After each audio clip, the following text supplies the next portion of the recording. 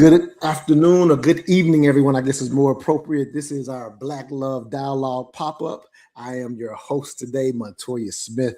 I have a wonderful guest in here, Taylor Chandler. Thank you, Queen. As I always like to say, thank you for being with us.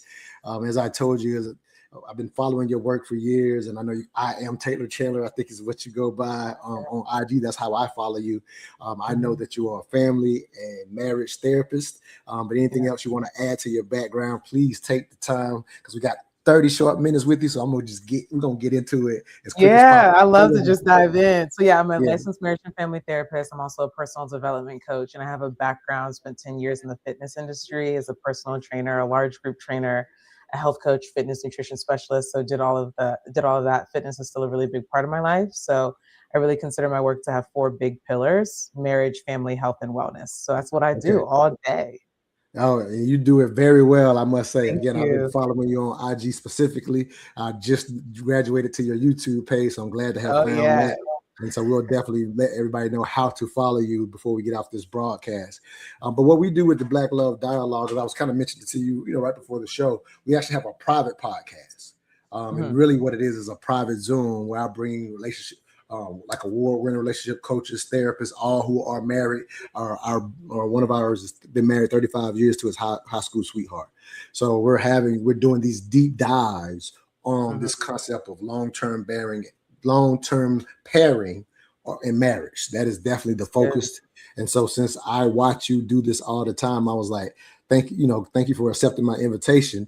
And so what I love to do when I bring a guest on for the first time is make them react to clips of themselves. So what we basically do on that Zoom is we play various clips around this subject matter, and our experts dialogue about it. And then after we do the clips, we'll go into the inner working of relationship, which is a book that kind of gives people guidance on their trauma while trying to pair bond. So we'll kind of go into an academic setting, and then the last part of it is just questions to our hosts. So that's kind of what we do on the private podcast.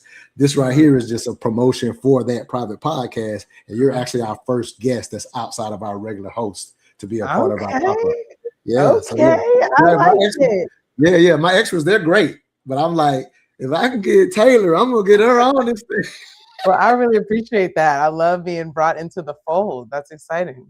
Nah, good stuff. So we'll do what we do. We'll just play a clip and we'll react to it. And again, that's how I always do it. No preparation. You just do it live on the spot. Reaction to the clip. So this is the first one that I'll play here.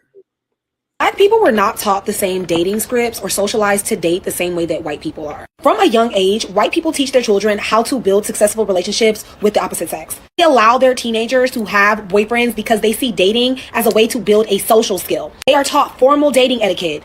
Y'all, I think she's right. Like, I went to Virginia Tech and it was very white.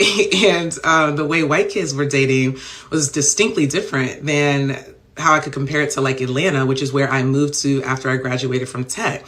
Like, white kids were intentionally preparing to find a husband and a wife in general. I think it was helpful to see and do that in practice with people my age at such a wide scale. But when I was thinking about Virginia Tech, it also made me think about country music, because I listen to a lot of country music at Tech. And I'm thinking about how in country music, it's like you're talking about love, relationships, hard work, marriage, family. And then I think about rap and hip hop, and it's like we're talking about drugs, sex, and murder, things like that. You know, there are so many different social and cultural aspects that helps to develop a person. Like, it's not just one or two things, but here's the point. When enough people are affected in a certain direction, you develop community norms, which are basically like the standard way that the group behaves. They become generalities. They're the reasonable expectations of that group based on evidence of what that group generally does. Like, everything is not a stereotype. Some of it is like evidence. There's evidence that a certain group does certain things in general. For the Black community, I believe we have way too many negative norms. And quite frankly, it's embarrassing and shameful, especially considering what so many of our grandparents, great grandparents, and those before them endured for a better life and freedom. I think we have a current culture, because I don't think this is Black culture. We have a current culture of degeneracy. All right, a deterioration specifically around our morals. And some people seem determined to go down with the ship or protect and defend that. And we cannot save these people because literally they do not want to be saved. But others, I think we should keep speaking up. I think we should protect what's important. And although we may sound like the minority, I do believe it's better to enter through the narrow gate than to go down the broad road leading to destruction. I mean, hey. So I probably shouldn't ask, do you agree with that? And that's not my question. I just thought that was funny. You know what I mean? Like, of course you agree with it, right? Yeah. But again, for anybody, because a lot of people are just now tuning in, from what I can tell, because we just pop up. We didn't do a lot of promotions for this show. But for anybody that's just tuning in, I do want to highlight, this is our pop-up for our private podcast, which is the Black Love Dialogue and Wine, a private podcast experience. It is for those who are serious about love, marriage, and legacy. So now that I give that context, now, Taylor, you can understand why I wanted to, one, have you on, and I wanted to start with that actual clip, because I promoted, with a little bit of promotions I did have, it just simply said how we're ending up in situationships. At the end of the day, a lot of people are ideally still looking for marriage, but as you pointed out in that clip, the way that we're dating, especially college students, is very, very different by culture. And I'll agree with you. I'll say this and let you jump in. Like, I went to the Air Force Academy, and the Air Force Academy has this amazing chapel that is known for. People go visit this chapel. Well, a big thing that is also known for is when people graduate, they immediately go get married in this beautiful, pristine chapel. That's like something that is known for. But you're right. We were 6% Black. Our culture was like, we thought it was silly to see somebody getting married right after graduation. We're like, we just now getting out in the world. That was our approach. Not all, but a lot of us as African Americans, we hadn't, as we say in the country, we hadn't bit more thought about getting married that early. So it was definitely a different culture, similar to what you talked about at Virginia Tech. Go ahead, Queen. So, I got a lot of feedback on this one, similar to this gentleman in the comments. Like, I'm not surprised at all about that, and to be fair, I will acknowledge that country music isn't like totally clean, right? Like, there are definitely some themes. I don't think it's genuine to say it's the same themes, equally, like emphasized in definitely mainstream country versus mainstream like rap and hip hop. I think that's just being sincere.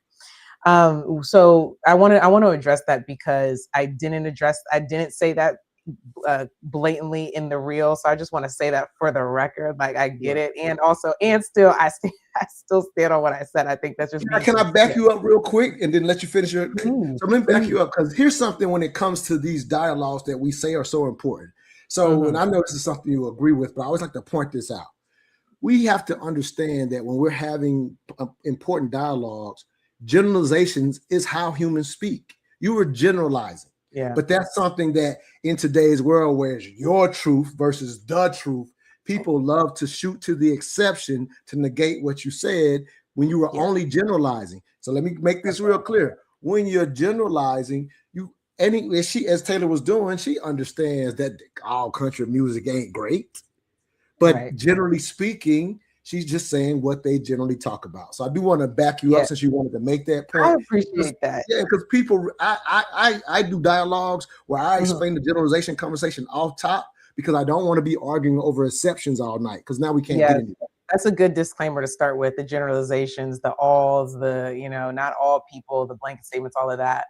And still, I think I put a lot of like mini disclaimers in the reel, and still, people are going to do what they're going to do with information. Point being, I think, the main point that we're talking about is it's culture. It's a culture. I do think we have a cultural issue in the Black community right now. I don't think that means that it is what Black is. I do think, though, that what we're seeing right now in present time, in present culture, we're seeing indications of decline, like moral decline. So I really think, as I'm listening to it again, I'm like, it seems like really apparent when we're just looking and seeing what our outcomes are.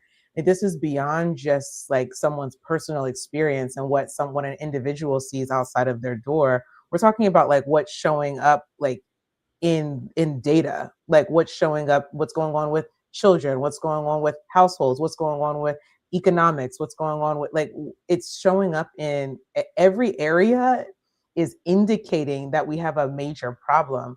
And I think we have to look at the behaviors that are contributing to the problems that we're seeing.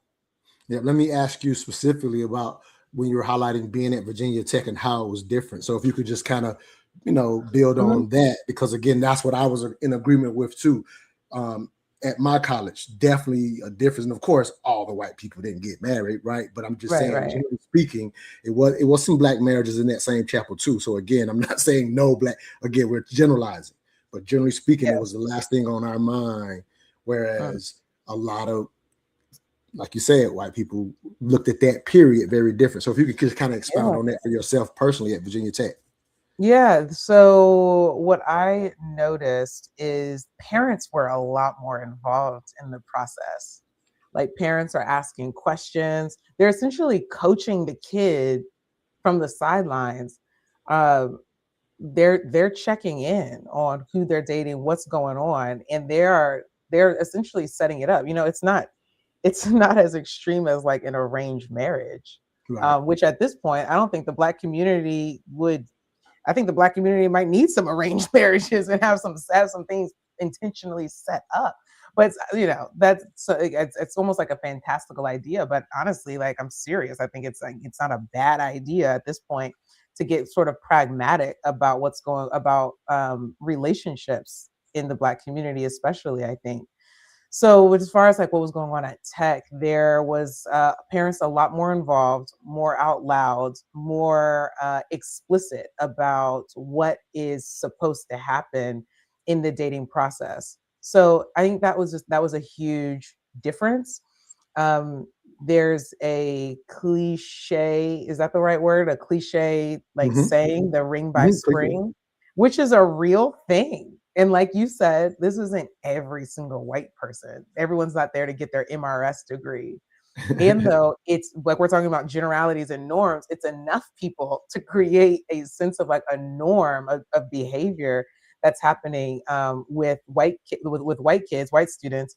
That's definitely not happening for the broad range of Black students, regardless of what school that they're at. And so the ring by spring idea is that the couple is essentially like set themselves up that by like around spring of like either junior year or senior year, like obviously senior year is the last year that you have there. So I mean, I definitely saw people in junior year getting engaged, and then like right after graduation, getting married. I mean, it was just like a very fluid process for enough students to notice.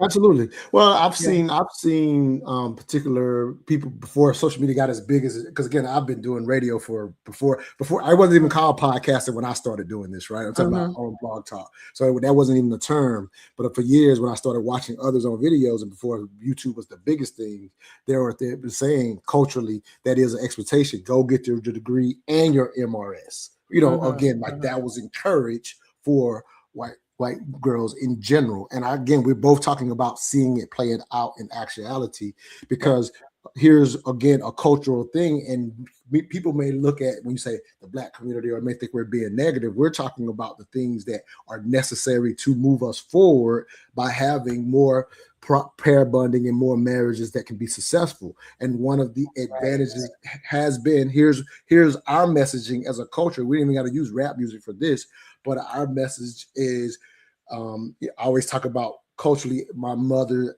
in a sense, first generation. We're really the generation that could go to college en masse, right? My mother's generation, some of them got to, but it was kind of expected. We're kind of the first generation when you get out of civil rights and all that kind of stuff. I'm 52 years old, to give people context out there. So people around my age, we're kind of the first generation where it could somewhat just really be an expectation, right?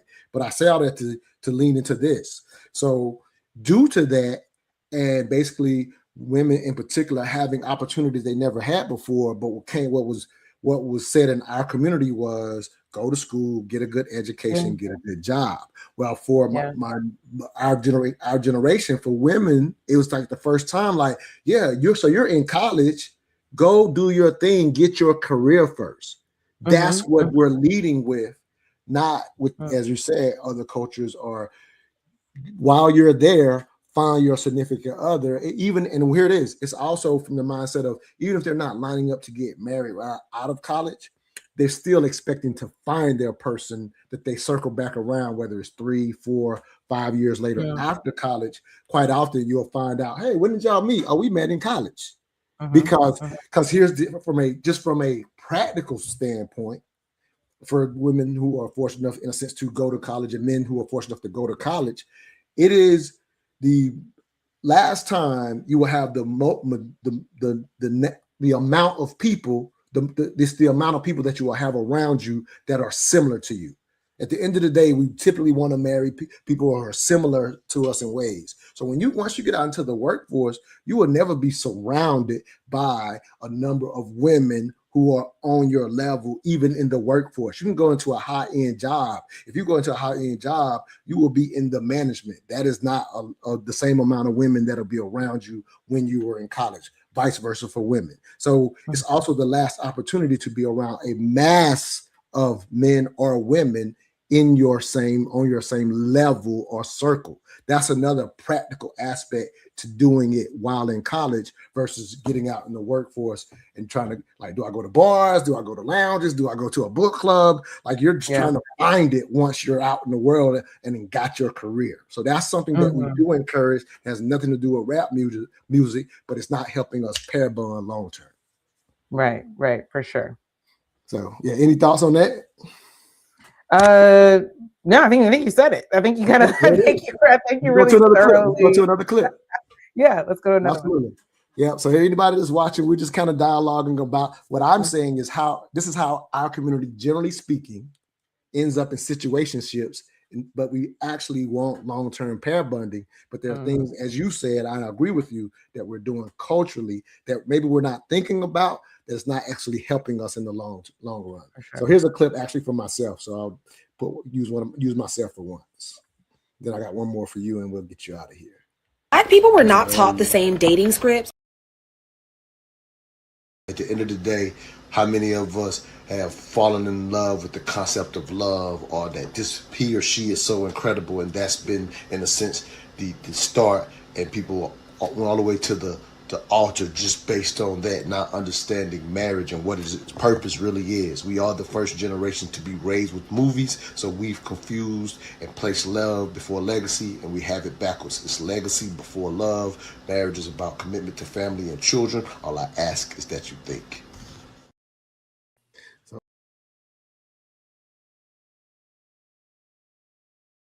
Our mics are muted. Yeah. So that's just a quick hit for our tagline for the podcast, is legacy before love. So that was just me highlighting that. And a lot of times when I share that with people hear it as a hierarchy, when I'm really just speaking of an order. Legacy before love. But as the first generations that's raised with movies and romance novels, we've actually confused those two things. And it, in my opinion, is also hurting us. Your thoughts, Queen? Yeah, I mean, this is really, I'm seeing that this has become a gendered issue. Okay. Meaning, like, there are way more men that are going to agree with legacy before love, and way more women that are going to agree with love before legacy. Yeah, so it's become a gendered issue, and it's become a major disconnect when people are talking about their values, priorities, whatever, their vision for marriage. I mean, I'm seeing more and more now the conversation around emotional intelligence and emotional maturity is popping back up. This isn't the first time it's come around, but it's almost like I'm noticing it's making this reemergence. It's coming up again. That's good. That's a good thing right there. But go ahead. I'm sorry. It is. It really is. But women are being more vocal and specific. We still need to get more specific I think the conversation needs to get more specific and nuanced around what that means, because it's sort of like any other pop psychology word that starts to lose its meaning as people start overusing it. Yes. But there is this general sense that women are having in relationship, let's say unsatisfying relationships. The general sense is that the reason why it's unsatisfying or unfulfilling, or it's not moving forward, or I don't want to stay, is because the emotional experience I'm having in the relationship is not meeting a standard. It's lacking. And so the legacy before love thing, it's like, you can make a good argument for it. It is not piercing women in general. Right. Yeah, general word. We got to say in general, not every, because some women be right on it. Yeah, I'm down for the legacy. Yeah, I know, right? Like, they was on there talking down. Yeah, I know, right? The argument for legacy before love, no matter how reasonable it could be, is not moving women to adopt that order. Right. So I think this is an interesting, you could call it maybe a dilemma that is popping up right now, that we need to reconcile. We need to reconcile this, because they both can exist together, right? Legacy and love, they both can exist together. But when one is emphasized more than the other, to the point where it seems like you're dismissing the other, it's creating a major disconnect. Absolutely. If I could, let me jump in on that real quick, because again, that's why I lead with it's not a hierarchy, because I understand that people, especially when you put one before the other, there is an assumption that you're being dismissive of the love, right? And that's why the dialogue can be difficult. I can say it to people in blue till I'm blue in the face. It's not a hierarchy. It's just foundation, and it's the aim that gets you through, right? But let me give a little history to why we're seeing what we're seeing. So what happens is, like, marriage for so many years for humankind was clearly legacy. Love was a little small part of it. I'm just from so many years of the history of marriage, right? Marriage has been on record for about 2,500 years on record. Maybe, looks like it may have existed before it was on record, some, whatever little history can look up. But for the majority of that history, it really was strictly about legacy. I mean, like, we'll just call it for what it is, right? So this concept of modern love is somewhat new. And like you said, men can lean into it. They understand it. Well, the reason the disconnect for the ladies, to be fair, is it's the diamond industry and the marketing that started in the 1930s. And then books were already coming along. You know what I mean? When you think about, like, for example, just even go all the way back to Shakespeare, hardly anybody could read, right? So those that could read could start exploring with the concept of, I want to be loved. And he started writing stories about, people that were supposed to be married, and they run off and have a little thing and get and marry for love. Like, those were in books, but the majority of the world couldn't even read. But when we get to the 1930s, the diamond industry kind of starts pushing the diamond ring as a part of marriage, and the movie industry comes along at the same time. So we become entertained with a concept because of the passion of it. It becomes pushed more through marketing. And not saying there's anything wrong with it, but for those who are trying to make money, you're just doing it to make the money. They don't care if you're in love or not. That's the diamond industry or the movies. But mass entertainment becomes a thing. So yeah, you start reading about happily ever after now in kindergarten, in first grade. That's where the disconnect is coming from. You're moved by the emotion, and there's this whole industry around marriage, the diamonds and what a marriage should be, and it's all for you. I get why it is that disconnect is there. That's the reason for it. So I think just addressing that history can help some people at least understand it. If I could again be clear, there is no hierarchy. It's not saying legacy is above love. It's not saying love is not needed, because you're absolutely right. With the emotional intelligence is a requirement. It is a requirement because of how society is advanced. I'm gonna play this one last clip so I can make sure we react to it for your last 5 minutes. No, but I have to say this. Oh yeah, please do. Okay, please. I just want to make sure I take your time. Yeah, go ahead. Yeah, you're I am willing to bet that argument is not going to work with women. It's not going to work. I agree. Yeah, I'm not saying it is. So I think I think to be realistic about how we're gonna really make that start to reconcile together. Okay. Like these, like it in total. Okay, we can lay it all out: the marketing, the capitalism, and all of that. De Beers, the diamond industry, all of it. Right. And it's not going to move women off of this love square. I'm not saying it does. Because here, let me say this real quick. I'll let you finish. I wasn't saying that it would, because I'm like, what I'm saying is still up against all the marketing. I understand propaganda and marketing. So I'm not naive to think that me laying out this, right, is going to beat the marketing. However, for those who are serious about love, marriage, and legacy, we are going to at least give them the foundation. If they're seeking it, we're going to highlight that some of this was pushed out there for them to just at least be aware. We have a lot more to talk about to get it to beat that marketing. But yeah, me just saying that does nothing against that marketing. So I am very clear about that. But go ahead, Queen. I'm going to be real with you. Okay. It's going to sound, it sounds dismissive, and women are not responsive Fair to enough.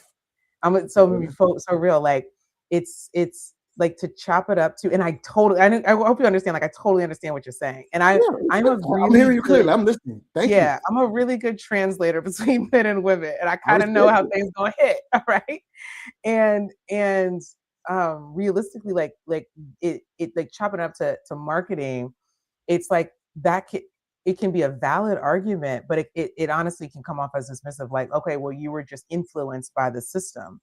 And I think that again, like this, it's a ongoing conversation on how to make space for the reality that so many women are feeling, that no, it's what if it's not the system, it's not influence, it's what I really want. And what happens when for her it boils down to that. And it can't be like kind of siphoned off to the commercials. Like, so I want to highlight that, because the more on my platform right now, where I'm shifting to is being more realistic about, like, okay, what, like the arguments. I love making a good argument. I love breaking down an argument. I love making a good argument. I think it's fun. I'm always going to be doing a little bit of that.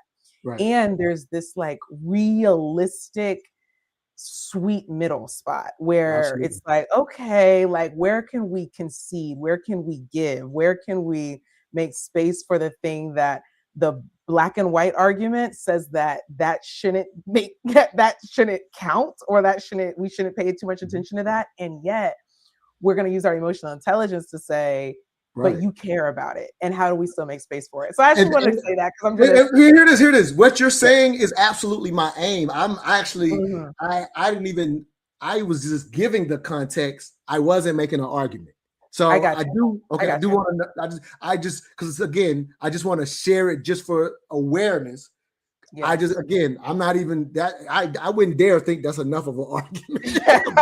Like I got you. I did not mean it like that. I did not mean it like that. I feel like we're doing that. I just wanted to give the context for those who are watching to get us a perspective, saying, look, we're going this deep with these conversations. Yeah. It's just showing off the type of dialogue we do. I was not there offering it as an argument, and the reason it is because of what you're saying. You can't put the milk back in the carton. If you think about what you and I are talking about right now, I wasn't making an argument, but had I been, it would have been me unaware of the fact that, as you said, this is what women want right now. You have to get a sweet spot where you acknowledge, and we talk about this all the time. We tell the men in our circle, emotional intelligence is a requirement because of the era we're in. We're not in the era I just spoke about.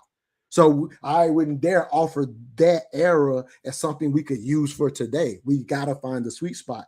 I know you only got another minute, but I wanted to play the clip because I thought it was perfect for what we were talking about. So if I could steal 5 more minutes, maybe. Yeah, let's do it. Okay, cool. All right, cool. Because this clip goes where you were going. That's why I want to do what you're talking about. Yeah, absolutely. Black people were not taught the same dating scripts or socialized. No, I'm sorry. Did I say? Give me 1 second. Okay, sure. I saved the same clip twice by accident. Give me 1 second. Oh man, let me pull it up. So it's from your page. I just saved yours, the same one twice. Give me few seconds to pull it up to the everybody out there watching. Just bear with me. I'm finna pull this clip from her page real quick so that y'all can. We got to talk about it. It was just to give you a heads up. It was the one where you were talking about the emotional intelligence that men need based on how women are today. And I was very necessary because that's the next stage where you're, you know, what you're talking about. That's the absolute next stage that we as men have to understand the reality of where we're at today. And I agree wholeheartedly with you. And so I definitely want to get this clip. I just got to pull it real quick. I think I can do it quickly. Let me get to your page. I didn't realize I saved the exact same one by accident. All right, I might just do I don't know. I don't know if I can do a share screen.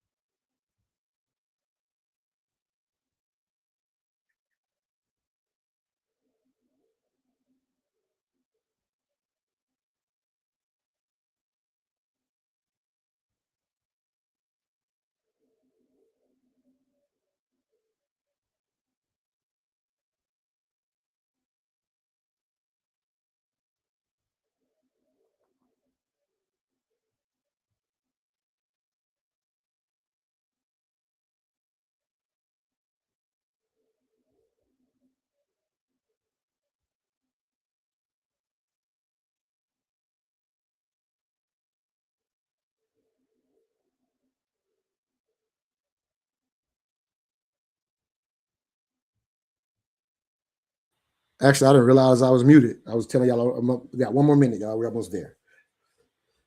It's loading right now. This is a very important clip that you played on your page. So I don't want everybody to hear it and at least get one response from you. But it's going exactly where you're going. It's like we got to find that sweet spot. We have to. All right. Come on. Load. It should be up in a minute. Yep.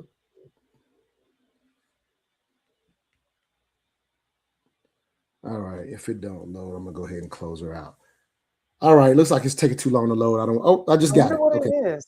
Okay. A lot of men, especially the ones who feel like they are the prize, want ease. They want admiration without accountability. They want to be coddled, affirmed, mothered. They want a woman who adjusts to them, not one who requires them to grow. And when you are used to being scarce, you start behaving like you are irreplaceable. Not the time to say, not me, not me, not me. We are going to focus on what she's pointing to. Okay. Showing up in men. I know this kind of thing can really flare some people up because it makes it seem like, because you start hearing it as like, that's what she's saying, it's all men, or she's making these blanket statements and she's using kind of language. We're not even gonna break that down, y'all. We're not gonna break that down. We could do it. That's not the point though. Remember, we have to stay focused. Trust me, for those of you who think that I'm reminding y'all too much, I know that I'm not. I know that people need to keep hearing and being brought back. Hear me, just trust me here. People need to be brought back to center regularly in these kinds of conversations. Men in demand, and even men who aren't in demand at this point, are holding the line. Fine, are holding the line, like holding a line of standards, holding the line of what it is that you want and need, without realizing where they need to continue to reflect and grow. There are some men who actually think that women will get so afraid of being alone that they'll adjust. That they're relying on the motivation of fear for that adjustment to happen. From what it looks like to me, the problem she's pointing to is not that the standard is bad. It's not that the standard is wrong. It's not the standards are too high. What she's saying is like, you're holding the line and seeing yourself as so great that you don't have to continue to reflect and see where I still need to be greater, what still needs to be worked on. Here's my commentary on this. Women don't respect or submit to that posture, especially a woman with some like actual like confidence and self-esteem. I'm not talking about arrogance. I'm talking about a woman who actually does like know who she is, a woman who has some confidence about herself. So women don't respect or submit to that posture of a man who is holding a high standard but behaves in an arrogant way. Okay. Or as if he cannot be checked. Or as if he is so in demand that he doesn't have to behave with like good character. Right? A more developed, mature woman with some level of self-awareness and confidence can see that you're doing well, but will not submit to the posture of arrogance, self-righteousness, or manipulative control that's playing off of her fears of being a woman, her fears of being alone, or her fear of aging. She's not going for it. Okay. She can acknowledge that, yes, she would rather be partnered. Yes, she is getting older by the day. And still, she will not submit to someone who has a pretentious posture of, I don't have to, but you do. You understand what I'm saying? Like, I don't have to adjust, but you do. You're muted. Yeah, it's auto muting. Normally it takes me right off the mute, so I got to get used to that. Normally it just knocks me right off of it. But I was just saying, like, we were talking, I was kind of giving the context of the history, but this is where the conversation has to move to in current times. So if the beginning of this conversation made sense to anybody watching, saying, hey, culturally, maybe we need to look at that period, that young period in our 20s, a little different, not just go for career, that's men and women included, to the extent that we're waiting later to try to pair bond. That's how we started this conversation. Then we got into the concept of legacy before love. The foundation is still correct, but like you said, Taylor, can't make an argument for it and leave it there. Because the part that has to be included, legacy before love is still the proper foundation. It is the aim that will get you through the hard times. If you lean into the love too much, there's aspect of it that's too fleeting and you will always be gone. But if you have the aim of legacy, you will get to the better times because of the legacy. So it is still the correct foundation, but the bigger point now in current times is the things that you just talked about. Because as you said, we as men hold that line, but we're holding the line without the understanding that you just spoke of in that clip. Go ahead and speak on it, Queen. Yeah, so the conversation is evolving. And this is like this is the very early stages. This is very early. And so we gotta buckle up because it's supposed to be a bumpy ride. There's going to be people that want to hang on, right, that want to hang on and want what's and don't want, let's say, the new requirements. And we've got new requirements with men and women. We've got new requirements. It's almost like AI. It's here, and everybody has to adjust. And it's just a matter of how fast are you going to do it? How thoroughly are you going to do it? To what depth are you going to do it? How are you going to do it? So it's here. Like AI, this relationship comfort, the relationship it's evolved. It's here right now. And so it's just a matter of how someone is going to relate to that. So we've definitely got people kicking and screaming about like what is required now, and there's all of that. And then we have people that are way on the front end of it, which is more of where we're landing in this conversation, where it's like we are early in the like the movement of how this is going to evolve, and it's happening. So the faster we can sort of adapt, the better that we're going to be. I think there's fear on both sides around like, okay, if I adapt to you, are you going to adapt to me? And that's why we have to have this ongoing, almost like a regulating dialogue. Yeah, ongoing dialogue. Absolutely. I feel like you're doing it on your page. I'm sorry. Go ahead, Queen. Yeah. So we're able to articulate what's going on, so that there's not this apprehension and this fear. It's like we have to set the stage for what we're about to move into. And that's the idea of it. Yeah, that's what the private podcast is, right? Because I've done all my podcasts public, but I took this one private because, again, it's for those who are serious. So we're still kind of looking for those who are serious to have the proper dialogue, so you can be apprehensive and it not be a got you moment, because that's what people are doing on the public podcast, right? Yeah. So that's why we went private with it. One last question, because I know I'm cutting into your time, but there was another clip. I actually was trying to play this clip. I'm glad I played the one I did. But you were talking about another one where the reflective work, that's the part that's the emotional intelligence for us as men. That's the part that's so new for us. So what does that look like for you as a professional? What does that look like when people say as men, I hear the term reflective work? If we're so apprehensive about it and we want to kind of maintain the line like you just talked about in your video, then I still don't know what that is. So describe that from your perspective as a therapist, so a man can even hear, what does a reflective work mean? In short, when we describe any problem in our lives, we are giving the opportunity to see what we think about how that problem even came to be, and what we think about what is needed to solve that problem. When we are deflecting responsibility to something or someone else other than ourselves, it is most likely that we have not done the reflective work to see how it is that I've contributed to the problem at hand, and it's usually both, what I can do to resolve the problem at hand. So the reflective work is essentially seeing, how am I in the way?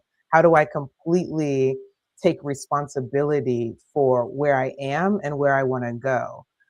So that's what reflective work. That's what reflective work is in short. It's what parts of me have to do with the problem or the unfavorable outcome that I, or to say state that I'm currently in, and what do I need to do to change in order to get a different outcome.